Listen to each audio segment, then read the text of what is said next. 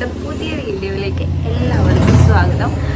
ഇന്ന് ഞാനെങ്ങനെയാണ് ആര്യവർക്ക് പഠിച്ചത് എന്നുള്ള ഒരു സ്റ്റോറിയാണ് കേട്ടോ നിങ്ങളോട് ഷെയർ ചെയ്യുന്നത്. അപ്പോൾ അതിനു മുമ്പേ ഒന്ന് രണ്ട് കാര്യങ്ങൾ പറഞ്ഞിട്ട് നമുക്ക് സ്റ്റോറിയിലോട്ട് പോകാം കേട്ടോ. ഞാൻ നമ്മുടെ ചാനൽ ആദ്യമായിട്ടാണ് ഇങ്ങനത്തെ ഒരു വീഡിയോ ഇടുന്നത് കേട്ടോ. ക്യാമറയുടെ ഫ്രണ്ടിൽ വന്നിങ്ങനെ സംസാരിച്ചിട്ട് ഒരു വീഡിയോ ആദ്യമായിട്ടാണ് ചെയ്യുന്നത്. അപ്പോൾ അതിൻ്റേതായിട്ടുള്ള എല്ലാ ഒരു കോൺഫിഡൻസ് കുറവും എനിക്കുണ്ട്. അതുകൊണ്ട് തന്നെ ഞാൻ ഫ്രണ്ട് ക്യാമറ ഓൺ ചെയ്ത് വെച്ചിട്ട് അങ്ങനെ നോക്കിയാണ് കേട്ടോ സംസാരിക്കുന്നത്.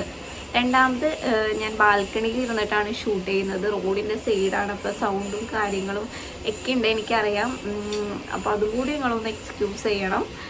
ഇനി നമുക്ക് എങ്ങനെയാണ് ഞാൻ ആര്യവർക്ക് പഠിച്ചത് എന്നുള്ളത്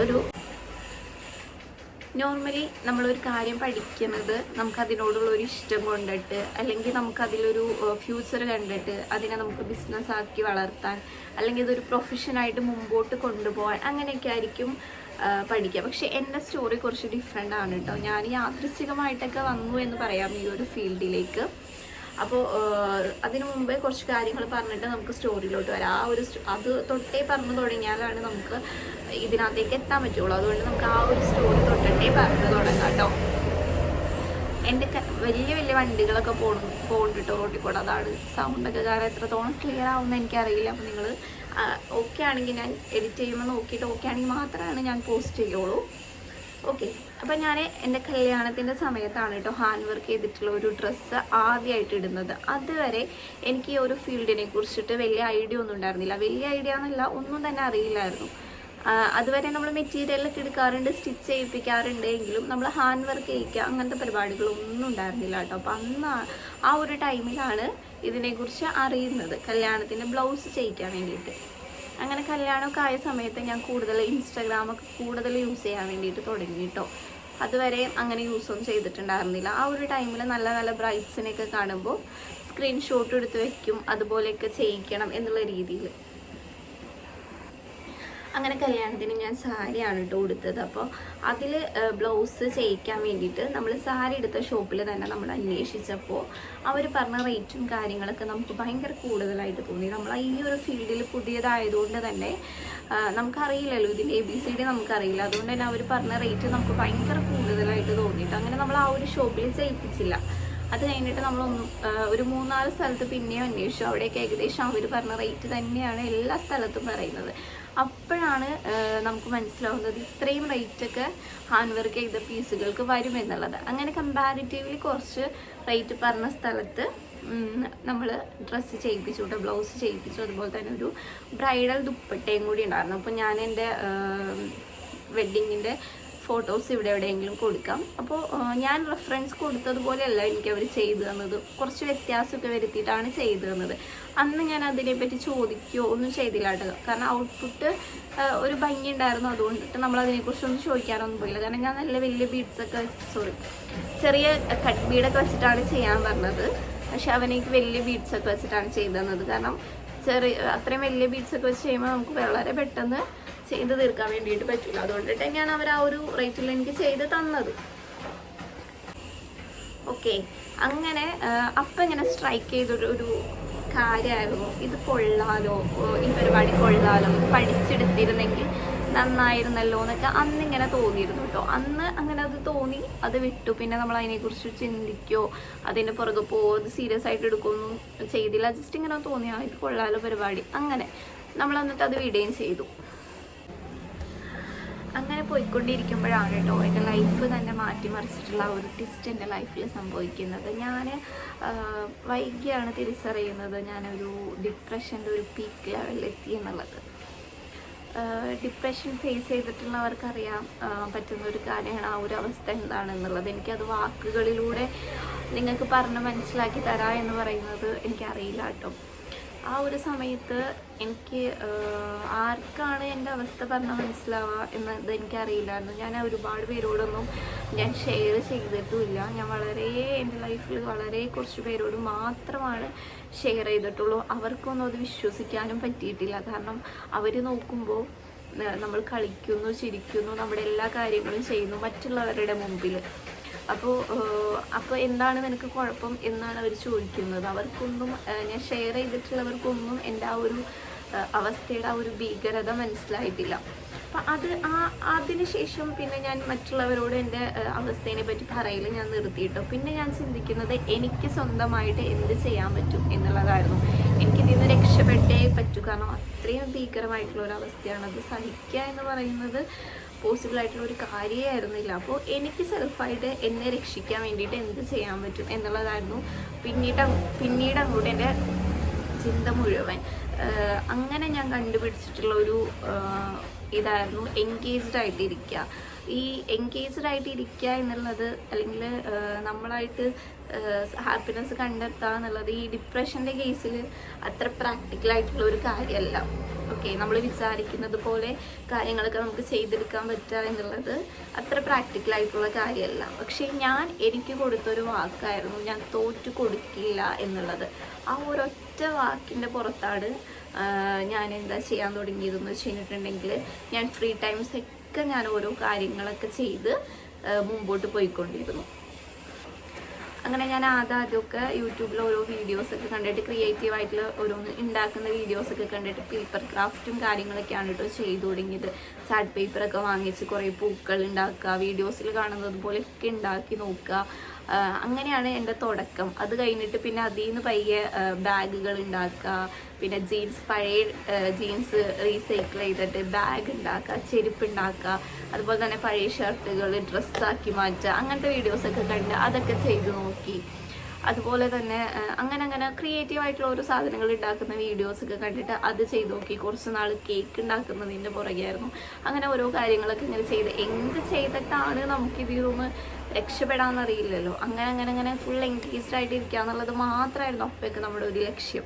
അങ്ങനെ ഓരോ കാര്യങ്ങളൊക്കെ ചെയ്ത് പിന്നെ എൻ്റെ യൂട്യൂബിൽ മൊത്തം ഇങ്ങനത്തെ കാര്യങ്ങളായിരുന്നു. ഇങ്ങനെ ഓരോന്ന് ഉണ്ടാക്കൽ, അങ്ങനത്തെ ക്രിയേറ്റീവായിട്ടുള്ള ഓരോരോ കാര്യങ്ങളായിരുന്നു. അങ്ങനെ അത് പയ്യെ സ്റ്റിച്ചിങ് വീഡിയോസിലോട്ട് മാറി. പിന്നെ ഞാൻ കാണുന്നത് മൊത്തം സ്റ്റിച്ചിങ് വീഡിയോസായി. അങ്ങനെ മെറ്റീരിയലൊക്കെ എടുത്തിട്ട് ഞാൻ എനിക്ക് തന്നെ ഓരോ ഡ്രസ്സുകൾ ഇങ്ങനെ സ്റ്റിച്ച് ചെയ്യുക. അപ്പോൾ ഡിസൈനിങ് ഒന്നുമില്ല, സ്റ്റിച്ച് ചെയ്യുക, വീഡിയോസൊക്കെ ഉണ്ടത്. ചിലതൊക്കെ സക്സസ് ആവും, ചിലതൊക്കെ തെറ്റിപ്പോവും. അങ്ങനെ കുറച്ച് നാൾ പോയി. അങ്ങനെയാണ് പിന്നെ ഒരു സ്റ്റെപ്പ് എന്ന് പറയുന്നത് ഇങ്ങനെ ഡിസൈൻ സ്റ്റിച്ച്, അതായത് നോർമൽ നീഡിലൊക്കെ വെച്ചിട്ട് ഇങ്ങനെ തുന്നൂലേ, അങ്ങനത്തെ വീഡിയോസൊക്കെ കണ്ടു തുടങ്ങി. ഇപ്പം ഞാൻ ആദ്യം ചെയ്തു തുടങ്ങി കേട്ടോ. നോർമൽ നീഡിൽ വെച്ചിട്ട് കുറേ നാൾ അങ്ങനെ പോയി. അങ്ങനെ ചെയ്യുമ്പോഴുള്ളൊരു പ്രശ്നം, കുറേ ടൈം എടുക്കും. അപ്പോൾ അതിൻ്റെ ഒരു നെക്സ്റ്റ് സ്റ്റെപ്പ് എന്ന രീതിയിലാണ് ആരി വർക്കിനെ കുറിച്ച് അറിയുന്നത്. വീഡിയോസ് തന്നെയാണ് കേട്ടോ കാണുന്നത്. അപ്പോൾ അതെന്താണെന്ന് അറിയാൻ ഒരു താല്പര്യം തോന്നി. അങ്ങനെ അതിനെ പറ്റിയിട്ടുള്ള വീഡിയോസൊക്കെ ഇങ്ങനെ കണ്ടു തുടങ്ങി. വീഡിയോസ് കണ്ടപ്പോൾ ഭയങ്കര എളുപ്പമായിട്ട് തോന്നി കേട്ടോ.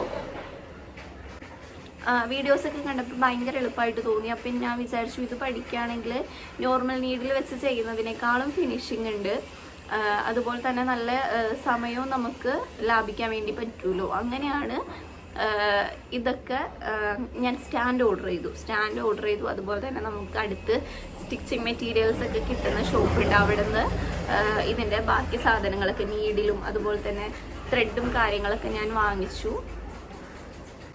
എന്നിട്ട് നമ്മൾ ട്രൈ ചെയ്ത് നോക്കിയിട്ടോ. അപ്പോഴാണ് ആ ഒരു ഡിഫറൻസ് നമ്മൾ വീഡിയോസിലൊക്കെ കാണുന്നത് പോലെയല്ല, നല്ല ഡിഫിക്കൽട്ടാണ് ചെയ്തെടുക്കാൻ എന്നുള്ളത് മനസ്സിലാവുന്നത് കേട്ടോ. വീഡിയോസൊക്കെ കാണുമ്പോൾ അവർ ഭയങ്കര സിമ്പിളായിട്ട് ചെയ്യുന്നു. പക്ഷേ ഇതിൻ്റെ പ്രശ്നം എന്താണെന്ന് വെച്ച് കഴിഞ്ഞിട്ടുണ്ടെങ്കിൽ, ബിഗിനേഴ്സിനിപ്പോൾ ഇത് കേൾക്കുന്നുണ്ടെങ്കിൽ അവർക്കറിയാൻ പറ്റും, നമ്മുടെ കൈ വഴങ്ങി കിട്ടുക എന്നുള്ളതാണ് ഇതിൻ്റെ ഏറ്റവും ബേസിക് ആയിട്ടുള്ള കാര്യം.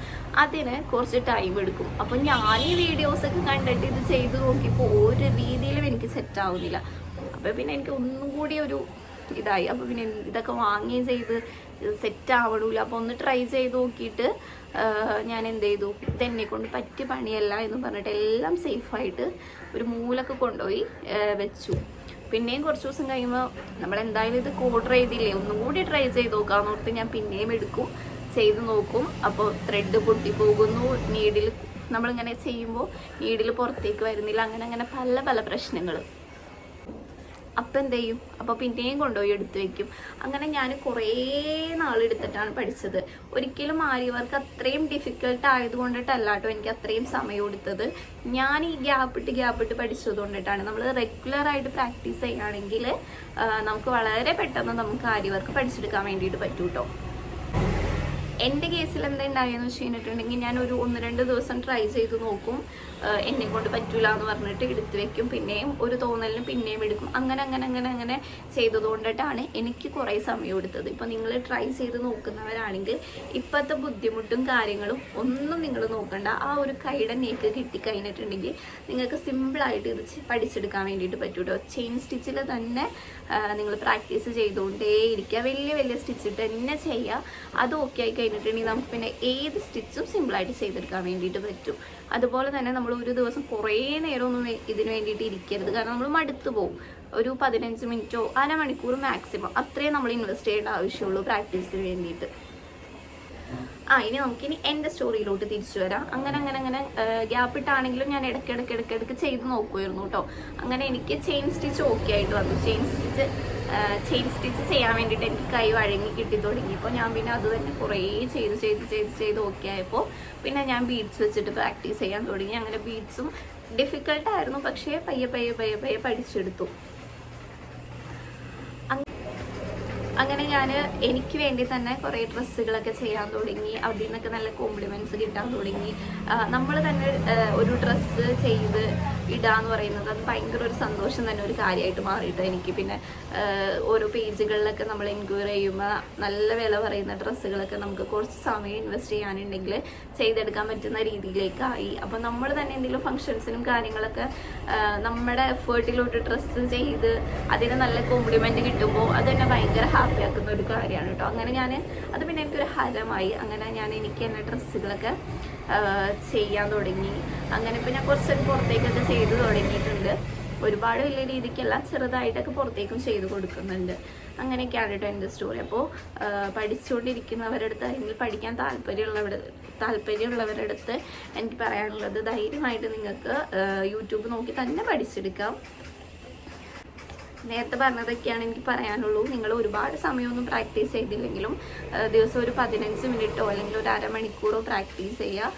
ആ കൈയുടെ ആ ഒരു ഇത് കിട്ടിയിട്ടുണ്ടെങ്കിൽ നമുക്കിത് ചെയ്തെടുക്കാൻ വേണ്ടിയിട്ട് പറ്റും. ക്ഷമ വേണം, അത്രയേ ഉള്ള കഥ. അങ്ങനെ ഇപ്പോൾ ഞാൻ തരക്കേടില്ലാത്ത രീതിയിൽ ചെയ്യുന്നുണ്ട്. അത്യാവശ്യം സ്പീഡും കാര്യങ്ങളൊക്കെ ഉണ്ട്. യൂട്യൂബ് എന്നെ നോക്കി പഠിച്ചതാണ്.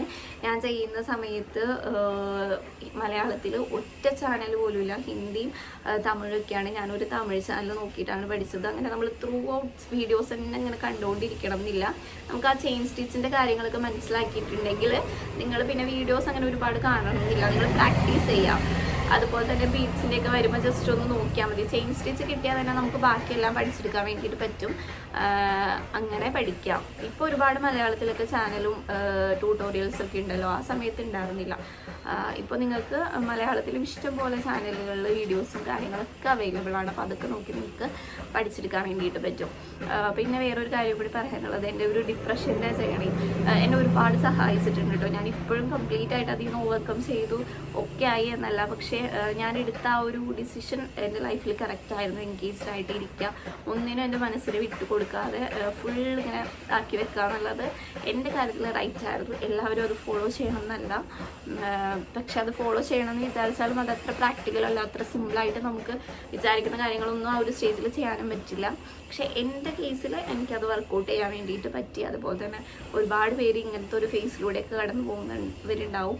നമ്മൾ വിചാരിക്കുന്നത് പോലെ അത്ര സിമ്പിളോ അത്ര ഈസി ആയിട്ടുള്ള കാര്യങ്ങളല്ല.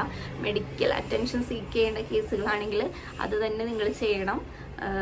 അപ്പോൾ അതല്ലാണ്ട് ഇങ്ങനെ ഡിപ്രസ്ഡ് ആയിട്ടൊക്കെ ഇരിക്കുന്നവർ മാക്സിമം എൻഗേജ്ഡ് ആയിട്ട് ഇരിക്കാൻ വേണ്ടിയിട്ട് നോക്കുക. ഞാൻ അങ്ങനെ ഓവർകം ചെയ്ത ഒരാളാണ്. എല്ലാവർക്കും ഈ ഒരു മെത്തേഡ് ഓക്കെ ആവണം എന്നില്ല. ഞാൻ നേരത്തെ പറഞ്ഞതുപോലെ മെഡിക്കൽ അറ്റൻഷൻ വേണ്ടവർക്ക് അത് തന്നെ നിങ്ങൾ എടുക്കുക. നിങ്ങൾ ഒരിക്കലും തമാശയായിട്ടോ സില്ലി ആയിട്ടോ കാണരുത്. ഇനിയിപ്പോൾ നമ്മുടെ ചാനലിനെ കുറിച്ചും കൂടി ഒന്ന് പറഞ്ഞിട്ട് നമുക്ക് നിർത്താം കേട്ടോ. നമ്മുടെ ചാനലിൽ കൂടുതലായിട്ടും ഡിസൈനിങ്ങും സ്റ്റിച്ചിങ് ഒക്കെ റിലേറ്റഡ് ആയിട്ടുള്ള വീഡിയോസാണ് പോകുന്നത്. ഒരുപാട് കണ്ടന്റുകൾ പ്ലാൻ ചെയ്യുന്നുണ്ട്. ഇതൊക്കെ എപ്പോൾ ഇടും ചോദിച്ചു കഴിഞ്ഞിട്ടുണ്ടെങ്കിൽ എനിക്ക് ഐഡിയയിലായിട്ട് എനിക്ക് എല്ലാം കൂടി മാനേജ് ചെയ്യാനുള്ളൊരു ഇത് കിട്ടുന്നില്ല. പക്ഷേ നിങ്ങൾക്ക് ഇങ്ങനത്തെ കൈൻഡ് ഓഫ് വീഡിയോസ് ഇഷ്ടമാണെങ്കിൽ നിങ്ങൾ എന്തായാലും സബ്സ്ക്രൈബ് ചെയ്ത് വെച്ചു. നല്ല അടിപൊളി കണ്ടന്റുകളൊക്കെ ആയിട്ട് നമ്മൾ വരുന്നതാണ് കേട്ടോ. ഇന്നത്തെ വീഡിയോ ഇത്രയുള്ളൂ. ബൈ.